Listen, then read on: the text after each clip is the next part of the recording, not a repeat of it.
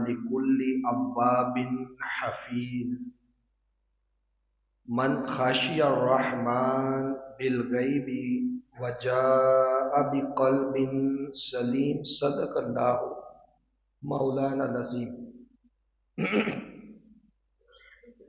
نہایت ہی واجب الاحترام معزز و محتشم سامعین گرامی قدر، اللہ رب العزت کا کروڑہ فضل اور اس کا احسان عظیم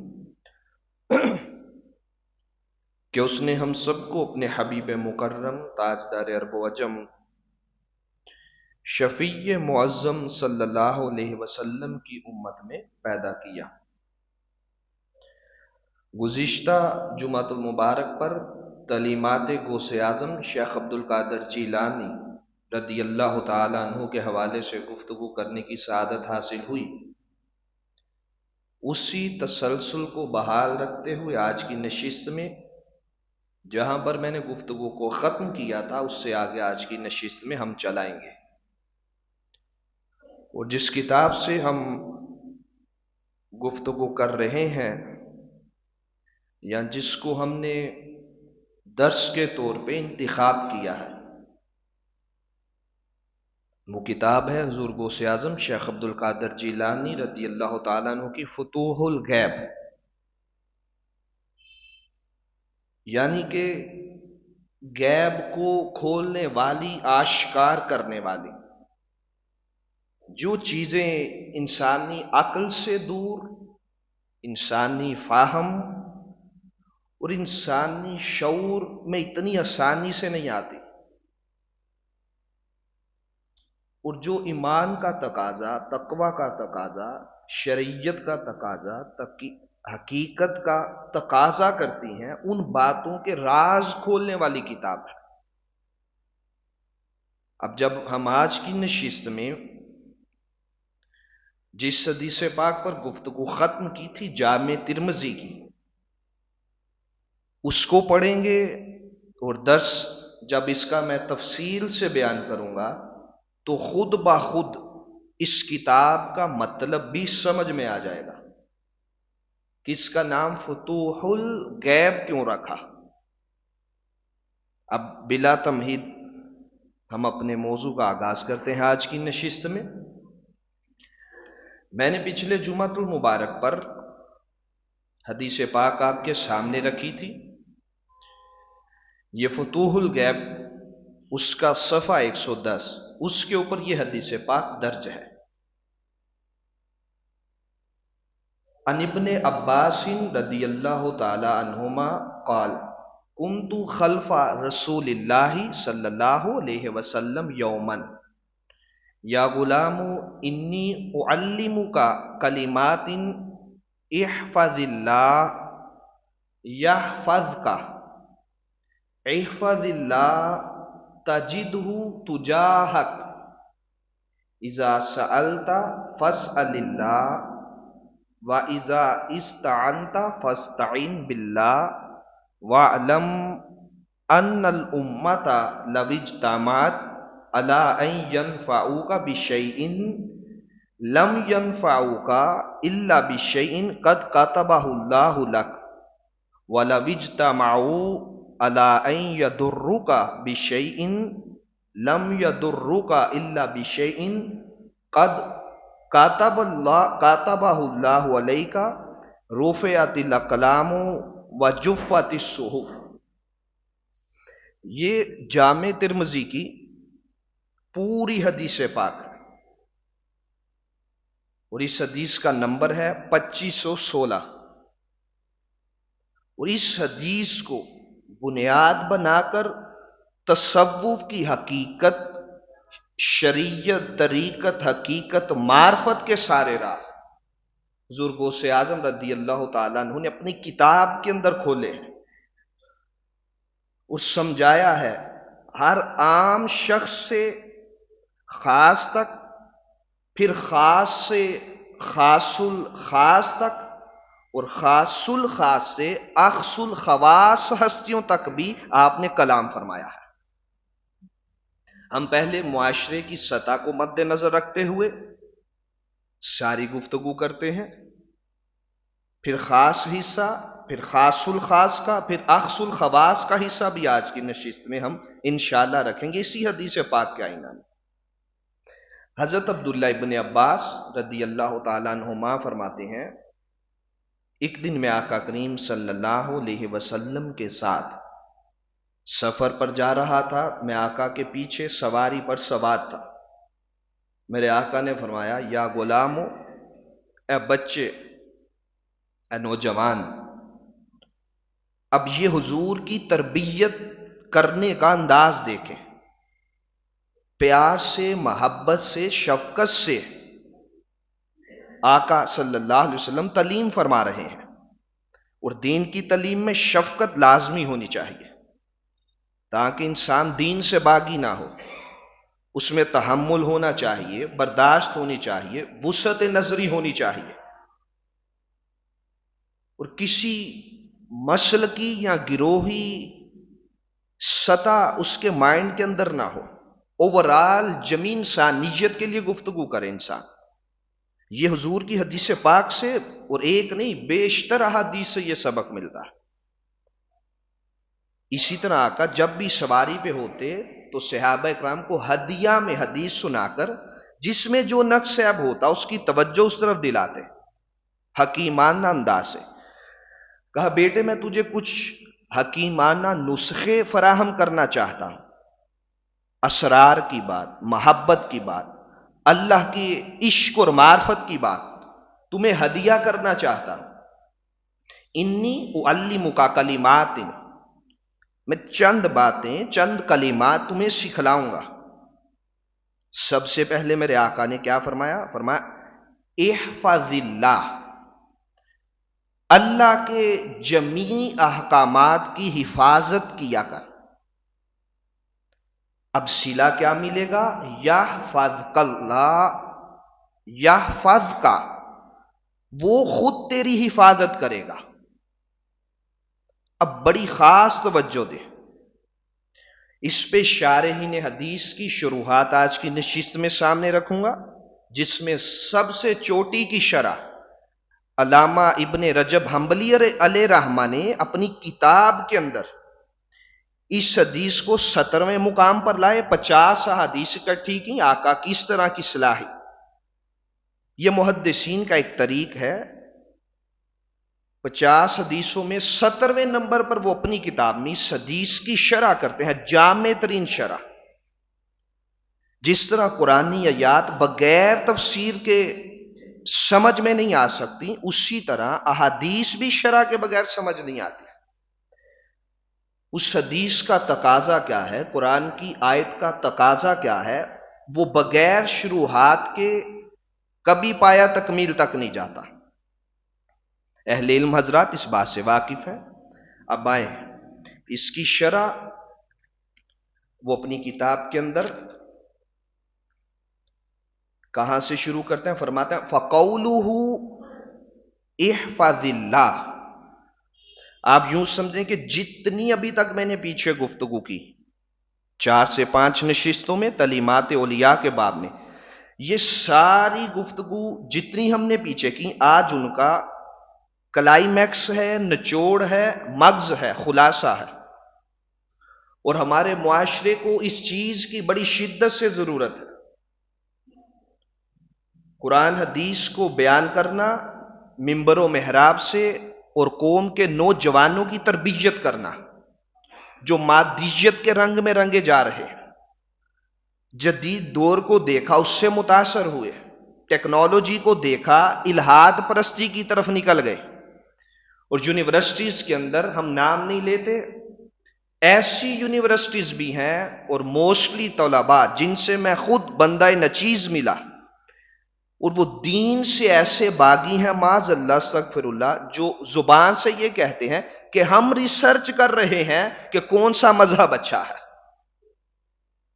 دیکھیں، ہیں مسلمانوں کے گھر پیدا ہوئے، اور یہ ریسرچ دماغ میں کون ڈالتا ہے؟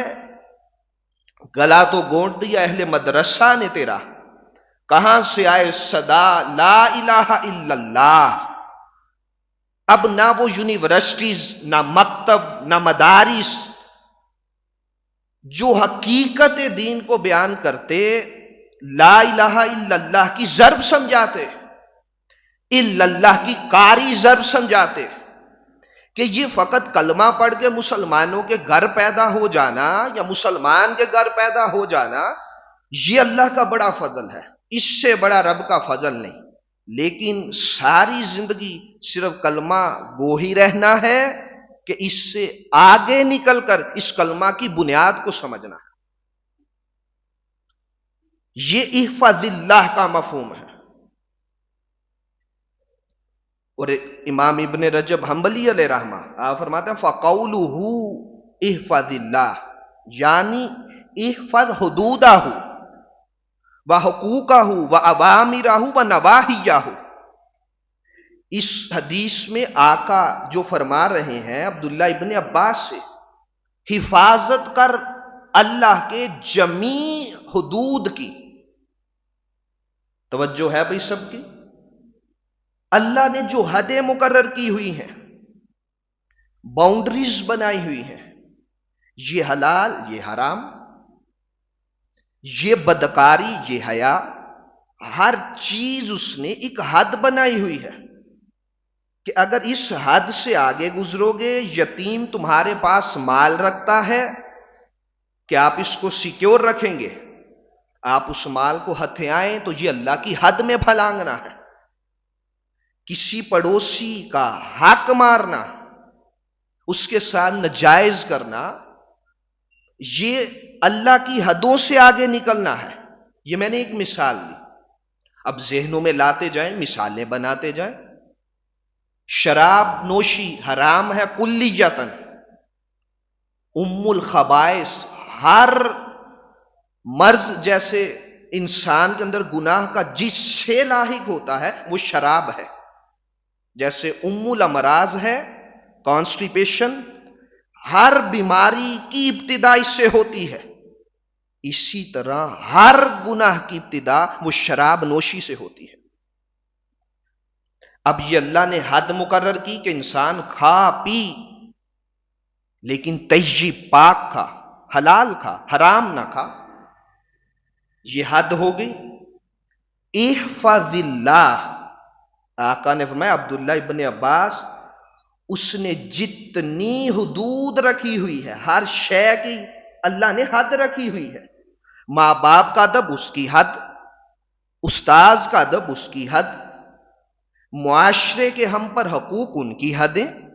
اب جب انسان ان سے پیچھے رہے تب بھی حد کا حق ادا نہیں ہو رہا، پھلانگ کے آگے گزر جائے تب بھی سرکش ہے، پیچھے رہ جائے تب نافرمان ہے۔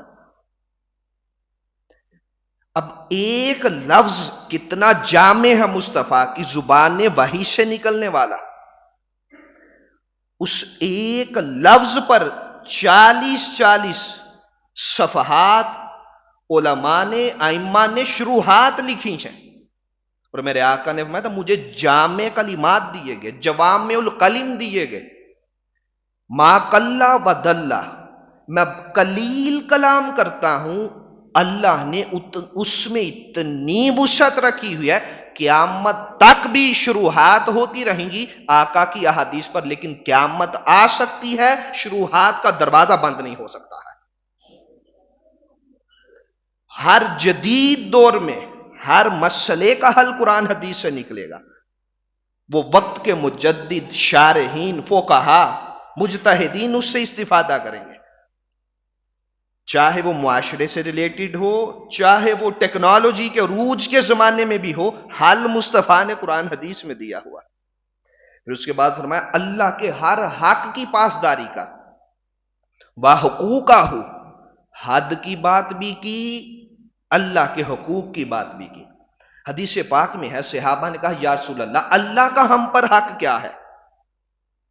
اللہ کا ہم پر حق کیا ہے؟ میرے آقا نے فرمایا لا تشرک بہ شیئا، اس کے ساتھ کسی غیر کو شریک نہ بنانا، تیرے دل میں مولا کے سوا کسی کا خیال نہ آئے، جب رب کی نماز میں کھڑا ہو حق کا آخری درجہ یہ ہے کہ انسان نماز میں ہو، سامنے رب کو جلوہ گر پائے اور رب کو سامنے حاضر جان کر نماز پڑھے. آقا نے فرمایا یہ اللہ کا تم پر سب سے بڑا حق ہے. صحابی نے کہا آقا اگر یہ ادا کر دیا تو کیا ملے گا؟ قربان جائیں صحابہ کا تعلیم لینے کا انداز دیکھیں. جب آقا بات مکمل کرتے صحابی پھر دوسرا سوال کرتے. میرے آقا نے فرمایا اچھا اگر تم یہ حق ادا کر دو کہ من میں غیر نہ آنے پائے اور غیر کی طرف تمہارا دھیان نہ جائے، اس کے ساتھ کسی کو شریک نہ بناؤ، بتوں کو اس کے مقابلے میں خدا تصور نہ کرو. جب اس سٹیج پر آ کر کھڑے ہو جو، آقا فرماتے ہیں پھر رب کا بندے پہ حق یہ ہوتا ہے کہ اس کو پکا جنتی بنا دیتا ہے. احفظ اللہ، تو اس کے احکامات کا محافظ بن، یحفظ کا وہ تیرا محافظ بن جائے گا. تو اس کی ہر بات پر عمل پیرا ہو، جو وہ تعلیم دیتا ہے، جو نبی تعلیم لے کر آتا ہے، جو آقا نے دی ہے، ان سب پر عمل پیرا ہو. رب تجھے اس پر پھر یہ حق ہو جاتا ہے، وہ تجھے جنتی بنا دیتا ہے. پھر شارحین فرماتے ہیں اس سے مراد کیا ہے؟ احفظ اللہ، تو اللہ کے احکامات کی حفاظت کر. اس سے مراد کیا ہے؟ پھر وہ فرماتے ہیں وَأَوَامِرَهُ وَنَوَاهِيَهُ، اس نے جس شے کا رب نے حکم دے رکھا ہے اس کو اپناتا جا. صرف اپنانا نہیں، حفاظت کر. یہ ہے جامع فصیح کلام حضور کا. اب ہمارے ہاں معاشرے میں علم کا وہ معیار نہیں ہوتا کہ ہم مزید اس کی گہرائی میں جائیں کہ یہ بلاغت کی روح سے کیا ہے، عرب کلچر کی روح سے کیا ہے، کہ یہی لفظ کیوں استعمال کیا. شارحین تو پھر ساری شرح لکھتے ہیں، ہم نے آپ کو بھی مد نظر رکھ کر ساتھ چلنا ہے. حفاظت کر، نماز پڑھ نہیں، نماز کی حفاظت کر. زکوٰۃ دے نہیں، زکوٰۃ کی حفاظت کر. حج کر نہیں، حج کی حفاظت کر. ماں باپ کا ادب کر نہیں، اس کی بھی حفاظت کر. مطلب نیکی کر، دریا میں ڈال. جتلا نہیں کہ میں نے فلاں صاحب اٹھ کے کھڑے ہو جائیں اور یہ کہیں میں نے اتنے لاکھ چیریٹی کی. ہاں رغبت دے سکتے ہیں، اگر دکھاوا کیا تو حفاظت نہ رہی. نماز پڑھ کے باہر جا کر پھر وہی دندہ فرض ادا ہوا، حفاظت نہ رہی. اگر نماز ہی باحیانہ بنائے، اس نے نماز کیا پڑھی؟ اس نے فرض ادا کیا. فرائض تو ساری دنیا بابا ادا کر رہی ہے، میں بھی کرتا ہوں، آپ بھی کرتے ہیں، جتنی اللہ نے توفیق دی. مصطفیٰ کے ایک جملے کے اندر ساری حیات پوشیدہ ہے. احفظ اللہ، اس کا لطف لیں آج کی نشست میں. جب میں بار بار پڑھوں اس کا لطف لیں. یہ آقا کی تعلیم و تربیت ہے، نہ میری ہے، نہ کسی مفتی کی ہے، نہ کسی عالم کی ہے. اور صحابہ کو خود وَيُعَلِّمُهُمُ الْكِتَابَ وَالْحِكْمَةَ کے تحت مصطفیٰ نے کتاب بھی سکھائی ہے اور یہ حکمت کے راز بھی سکھائے ہیں، جس کو سرکار غوث اعظم رضی اللہ تعالیٰ عنہ اپنی کتاب کا حصہ بنا کر اپنے نانا کے نقش قدم پر چل رہے ہیں. ابھی آخر پہ چل کے کروں گا بات انشاءاللہ. اس سے بڑی نہ دین کی کوئی خدمت ہے، اور تعلیمات صوفیاء کی آج کے دور میں اشد ضرورت ہے ہر انسان کو. اب اس کے بعد اللہ نے جس شے کا حکم دیا بولو اس کی کیا کرنی ہے؟ حفاظت. اور جس شے سے منع کیا اس سے رکنا بھی ہے، اور ہمیشہ جس گلی میں اس نے آنے سے منع کیا ہوا ہے اس گلی کا کبھی مسافر نہیں بننا ہے. اس نے کہا آنکھ جھکاؤ، منع کیا کہ نہیں؟ یہ ہے نفی. نہیں، اللہ کی نہیں، اللہ کا امر. امر ہوتا ہے کہ نماز پڑھ، یہ کیا ہے؟ امر، حکم. اب وہ کہے کہ شراب سے رک جا، زنا سے رک جا، اس کو کیا بولتے ہیں؟ نہی، منع، کسی شے سے وہ منع فرمائے۔ صرف منع نہیں ہونا، جس گلی میں وہ گناہ سرزد ہوتا ہے، حفاظت یہ ہے اس گلی کے قریب سے بھی کبھی نہیں گزرنا ہے۔ میرے آقا نے فرمایا حلال اور حرام یہ مشتبہ ہیں، اور ممکن ہے کہ کوئی انسان حلال کی چراگاہ میں چرتا چرتا حرام کی چراگاہ میں بھی چلا جائے، بچا کرو۔ اور صدیق اکبر نے فرمایا رضی اللہ تعالیٰ، ہم 70 حلال کام، مباح کام اس وجہ سے چھوڑتے ہیں کہیں حرام کے قریب نہ چلے جائے۔ یہ درجات ہیں، یہ مصطفیٰ کی تربیت کا فیضان تھا۔ اب اس سے آگے آئیں، اب حفاظت کرنی ہے۔ بولیے کیا کرنی ہے؟ اللہ کے جمیع احکامات کی حفاظت کرنی ہے۔ اب خالق کے کائنات نے سورہ قاف کی آیت کریمہ نمبر 32 اور 33 پر خود ارشاد فرمایا۔ توجہ دے کے سارے دوست اب میری طرف توجہ دیں۔ میں سمجھتا ہوں کہ ایسی جو گفتگو ہوتی ہیں وہ ذرا مشکل بھی ہو جاتی ہیں کہ قرآن سنانا پھر ساتھ حدیث سنانا، لیکن میں اس کو آسان کرنے کی کوشش کرتا ہوں، آپ میرا ساتھ دیں سارے۔ اگر ہم نے بھی وہ روایتی گفتگو کرنی ہے تو پھر زندگی گزارنے کا کوئی مقصد تو ہونا چاہیے انسان کا۔ اگر ساری زندگی روایتی کرامات سننی ہے، وہی چیزوں کے پیچھے چلنا ہے، تو جو اتنی بڑی ہستیوں نے اتنے کام کیے ہیں وہ کس نے قوم کو پڑھ کے سنانے ہیں؟ بولیں یہ بات حق ہے کہ نہیں؟ پہلے تو پھر اس طرح کا ساتھ دیا کریں، چوکس ہو کر توجہ کے ساتھ، تاکہ ہم نشست میں بیٹھیں تو جاتے ہوئے کوئی ایک دو بات تو ہمارے پلو کے ساتھ لگے۔ اب دیکھیں خالق کے کائنات نے سورہ قاف میں فرمایا ھذا ما توعدون لکل اواب حفیظ من خشی الرحمن بالغیب وجاء بقلب سلیم۔ یہ اللہ کا کیا ہوا وعدہ ہے تمہارے ساتھ۔ اب یہ شرح ہے حدیث کی قرآن کے ساتھ۔ کون سا وعدہ ہے اللہ کا ہمارے ساتھ کیا ہوا؟ کہ ہم اللہ کے جمیع احکامات کی حفاظت کریں۔ یہ اللہ کا وعدہ ہے ہم سے کہ بندہ تو ایسا کر جیسا میں چاہتا ہوں، جیسے میرا حبیب چاہتا ہے، اور جیسی تعلیم و تربیت ہم دیتے ہیں، میرا محبوب میری وساطت سے تمہیں دیتا ہے، ویسے کرو تو کیا ہوگا؟ خالق کائنات نے فرمایا جو وعدہ میں نے تم سے کیا ہوا ہے، لِكُلِّ أَوَّابٍ، ہر سچی توبہ کرنے والے کے ساتھ میرا یہ وعدہ ہے، اور اس کے بعد حفیظ، جو میرے وعدوں کی حفاظت کرتا ہے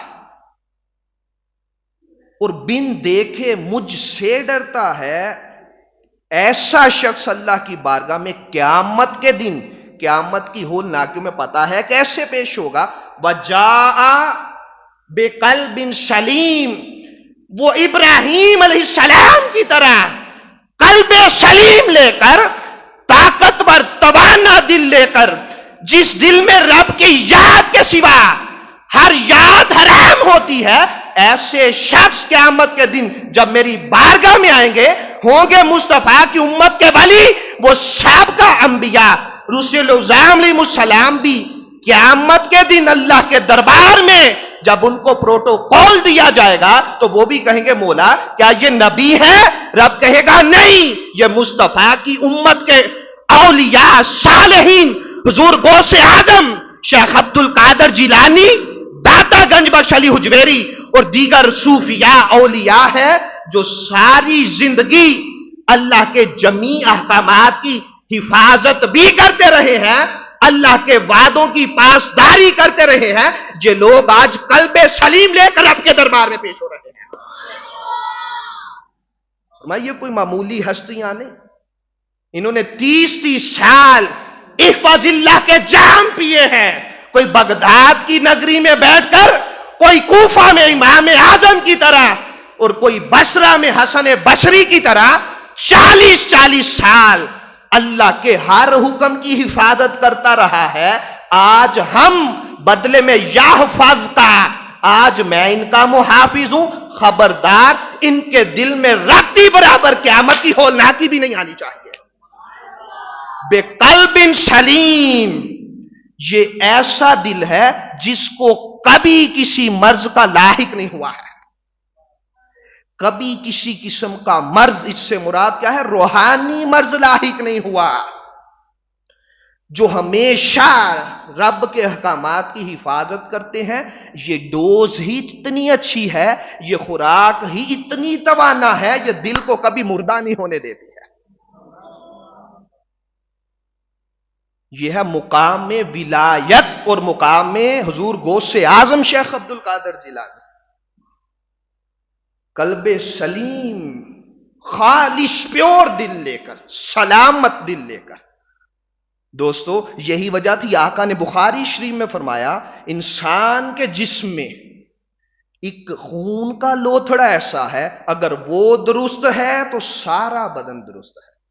وَهِيَ الْقَلْبُ، وہ دل ہے. آقا نے فرمایا یہ رحمان کی شان کے لائق اس کی 2 انگلیوں کے درمیان رہتا ہے. ہر بندے کا دل، وہ کتنا بڑا رب ہے جس کی انگلیاں، قدرت کی انگلیاں، یہ آقا نے تمثیل دے کے بات سمجھائی، جو ساری دنیا کے دل کروڑوں اربوں لاکھوں کتنے گزر گئے، کتنے ہیں، کتنے آئیں گے. آقا فرماتے ہیں مسند احمد بن حنبل میں، یہ دل سب انسانوں کے اس کی انگلیوں کے درمیان رہا کرتے ہیں. تو فقیر درویش مردان حق وہ اس نقطہ کو پا جاتا ہے جب وہ گناہ کی لذت سے اپنے دل کو صاف کر لیتا ہے، وہ ہمیشہ اپنے آپ کو، اپنے دل کو رب کی انگلیوں کے درمیان محسوس کیا کرتا ہے.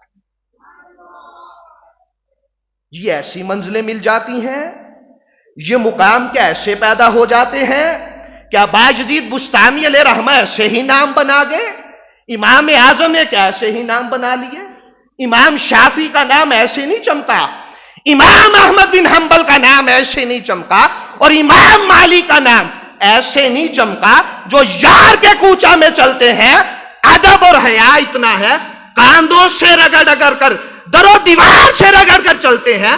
ادب اتنا گہرا ہو مصطفیٰ کی گلی کا کہ جہاں میرے آقا چلے ہیں وہاں میں قدم رکھنا حرام سمجھتا ہوں، تو پھر وہ وقت کا امام مالک بنتا ہے. احفظ اللہ، اللہ کے جمیع احکامات کی حفاظت کرو. تو کیا یہ اللہ کا حکم نہیں کہ میرے محبوب کی گلی میں آؤ تو خبردار سانس بھی اونچا نہیں لینا؟ اس کا محافظ فقیر بنتا ہے، درویش بنتا ہے، ولی کامل بنتا ہے.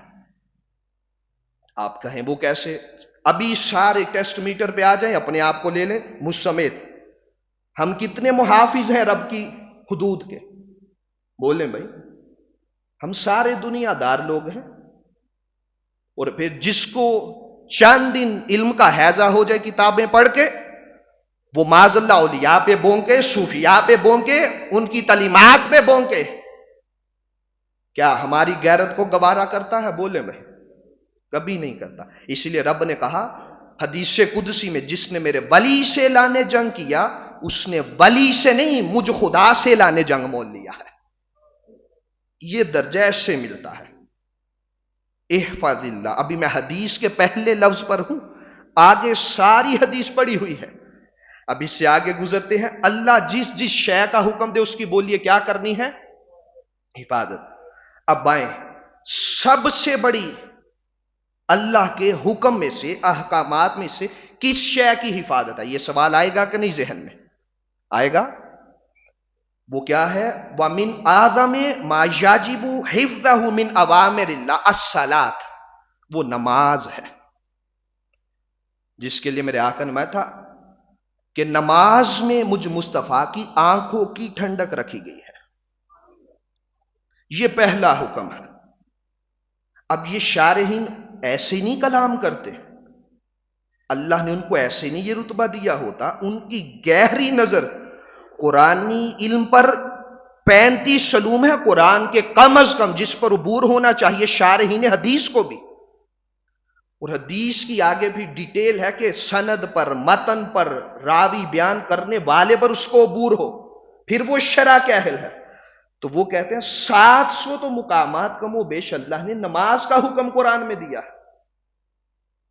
آج ہم ذرا اپنے چشمے تصور میں دوڑا کر دیکھیں، محبت ہے حضور غوث اعظم شیخ عبد القادر جیلانی رضی اللہ تعالیٰ عنہ سے، حضور داتا صاحب علیہ رحمہ سے، اور جب داتا صاحب کا آخری وقت آیا تھا اور دیگر صوفیاء کا، سینکڑوں ہزاروں صوفیاء ایسے گزرے، جب ان کا آخری وقت آتا موت کی گشی کے عالم میں ہوتے، جس کو کہتے ہیں سکرات الموت، لیکن اللہ مومن کی جان ایسے نکالتا ہے جیسے مکھن سے بال نکلتا ہے، لیکن مقام خوف بھی ہے، مقام رجا بھی ہے۔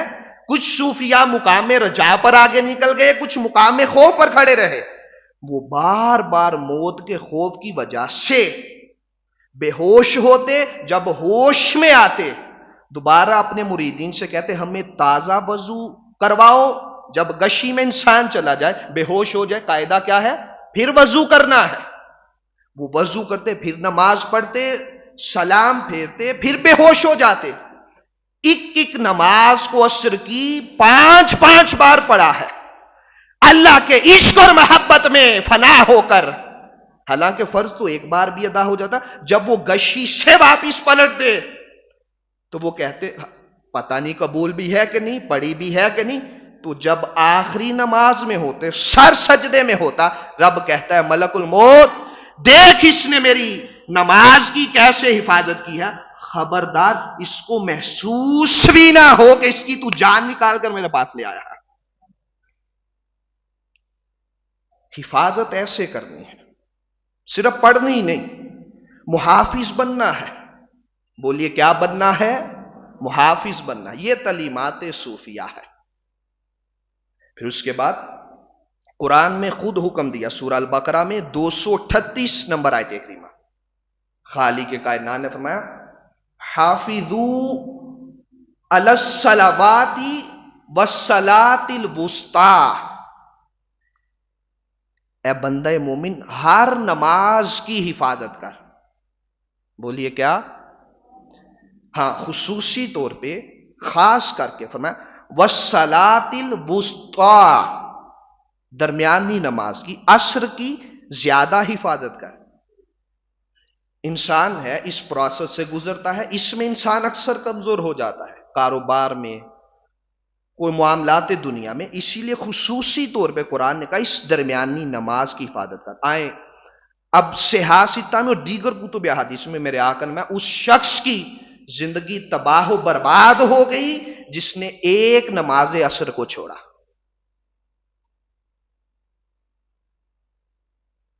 ایمان سے بتائیں یہ ہے کہ نہیں لمحات فکریہ ہمارے لیے؟ ہر انسان پریشان ہے، پتہ نہیں میرے ساتھ کیا ہوگا، کیا نہیں ہوگا، اولاد کیسی نکل رہی ہے۔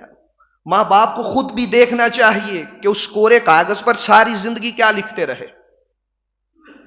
مثال کے طور پہ باپ گر ہے، بیٹے کو کہتا ہے جاؤ باہر، کہو وہ گر نہیں، تو وہ سچ سیکھ سکتا ہے؟ بولے۔ جب اس کی پرورش 10-20 سال اس طریقے سے ہوگی، یہ میں نے ایک مثال دی، اس طرح کی ہزاروں مثالیں ہیں ہمارے پاس جو ہم روز مرہ کی خود لے کے خود کو سنوار سکتے ہیں۔ نماز کی حفاظت کریں۔ اب اس سے آگے گزرے، میرے آقا صلی اللہ علیہ وسلم نے مصنف عبد الرزاق میں حدیث پاک میں ارشاد فرمایا وقال النبی صلی اللہ علیہ وسلم من حافظ علیہا کان لہ عند اللہ عہد ان یدخلہ اللہ الجنہ او کما قال، میرے آقا میں جو اللہ نے احکامات، اپنے حقوق، اپنے فرائض، اوامر و نواہی تم پر مقرر کیے ہیں، تم اس کے پاسباں بن جاؤ، اللہ یحفظ کا تمہاری کیسے حفاظت کرے گا؟ وہ تمہیں پکی جنت کی گارنٹی عطا فرماتا ہے۔ اور ایک شخص تھا مسجد نبوی شریف میں، گنوار اجٹ، جس کو سادہ لفظوں پینڈو دیہاتی آیا آقا کی بارگاہ میں، اس نے کہا آقا اللہ نے جو احکامات فرض کیے ہوئے ہیں اگر میں ان سب پر عمل پیرا ہو جاؤں تو مجھے کیا ملے گا؟ میرے آقا نے اچھا یہ بات میں تمہیں بعد میں بتلاتا ہوں، جاؤ پہلے غسل کر کر وضو کر کر آؤ، پہلے محمد مصطفیٰ تجھے کلمہ پڑھاتے ہیں۔ وہ وضو کر کے غسل کر کے وضو کر کے واپس پلٹنے لگا۔ جب اس کے وضو کے قطرات نیچے گرنا شروع ہوئے، میرے آقا وجد میں آ گئے، خوش ہوئے، فرحت کا اظہار کیا، کہا صحابہ وہ جو سامنے شخص وضو کر رہا ہے، جس نے چلتا پھرتا جنتی دیکھنا ہو، میں محمد ضمانت دیتا ہوں اللہ پاک نے اس کو جنتی بنا دیا ہے۔ ابھی احکامات پر بعد میں عمل پیرا ہوگا، لیکن اس کے دل نے گواہی دی کیا کہ اگر جو اللہ نے احکامات ہمیں دیے ہوئے ہیں میں سب پر عمل پیرا ہوں تو سلا کیا ملے گا؟ آقا میں سلا یہ اللہ تجھے جنتی بنا دیتا ہے۔ یہ ہے تعلیمات صوفیاء کا خلاصہ۔ اب دوست عزیز مکرم اس سے آگے چلیے، پھر میرے آقا صلی اللہ علیہ وسلم نے خود حدیث پاک میں فرمایا، میرے آقا نے فرمایا اور سب سے زیادہ تیرے بدن کا تجھ پر حق ہے۔ صحابہ نے کہا یا رسول اللہ ہم سمجھ گئے۔ میرے آقا نے فرمایا جو میں سمجھانا چاہتا ہوں ماذا تفہم، کیا تم وہ سمجھے ہو؟ صحابہ نے کہا یا رسول اللہ ہم وہ نہیں سمجھے، آپ بہتر جانتے ہیں۔ میرے آقا نے فرمایا من حافظہ ما بین لحیہ وما بین رجلہ داخل الجنہ۔ اے میرے صحابہ جسم کا تجھ پر سب سے بڑا حق یہ ہے جو تمہاری داڑھی رخسار کے اندر اور دو جبڑوں کے اندر ایک نرم شے ہے وہ تمہاری زبان ہے، اس کی حفاظت کیا کر، اور جو تو تمہاری ٹانگوں کے درمیان تمہاری شرمگاہ ہے تم اس کی حفاظت کرو۔ زبان کی حفاظت کی ضمانت بھی محمد کو دو اور اپنی شرمگاہ کی ضمانت کی حفاظت کی ضمانت مجھے مصطفیٰ کو دو۔ داخل الجنہ اللہ پاک میں جنت عطا فرما دے گا۔ یہ تمہارے بدن کا تجھ پر حق ہے، اس کی حفاظت کر۔ آنکھ کا حیا پیدا کرے نوجوان۔ میرے آقا نے فرمایا الحیاء شعبۃ من الایمان، حیا ایمان کا حصہ ہے۔ اب دوستان مکرم آخری بات آج کی نشست میں سامنے رکھ کر انشاءاللہ پھر اس سے آگے گفتگو چلاتے ہیں۔ جب حضرت آدم علیہ السلام کو اس زمین پر اتارا گیا تو پتہ ہے اللہ نے سب سے پہلے کس شے کا حکم دیا؟ خالق کائنات نے فرمایا سب سے پہلی وصیت جو حضرت آدم کو کی، فرمایا احسن فرجک، اے آدم اپنی شرمگاہ کی حفاظت کرنا۔ حالانکہ نبی کبھی بھی کسی غیر کی طرف دھیان نہیں دیتا، اس نبی کی تعلیم کے آئینہ میں اس کی امت کی تعلیم پوشیدہ ہوتی۔ پھر دوستان مکرم اب جو شروع میں اللہ پاک نے جو حدیث پاک میں نے پڑھی اس کو ذرا مزید آسان کر کے یہیں پہ ختم کرتا ہوں، پھر اس سے آگے یہ نشست جاری و ساری رہے گی انشاءاللہ۔ احفظ اللہ یحفظ کا، اے بندے تو اس کے جمیع احکامات کو فالو کر، پاسداری کر، اس کی محافظت کر، حفاظت کر، تب اللہ تیری حفاظت کرے گا۔ حدیث پاک کے الفاظ ہیں، بیشتر قرآنی آیات اس پر دلالت کرتی ہیں۔ اب حدیث کی شرح حدیث سے کر رہا ہوں۔ مولا کائنات فرماتے ہیں اللہ نے ہر انسان کے ساتھ 20 فرشتے لگائے ہیں۔ بولے کتنے؟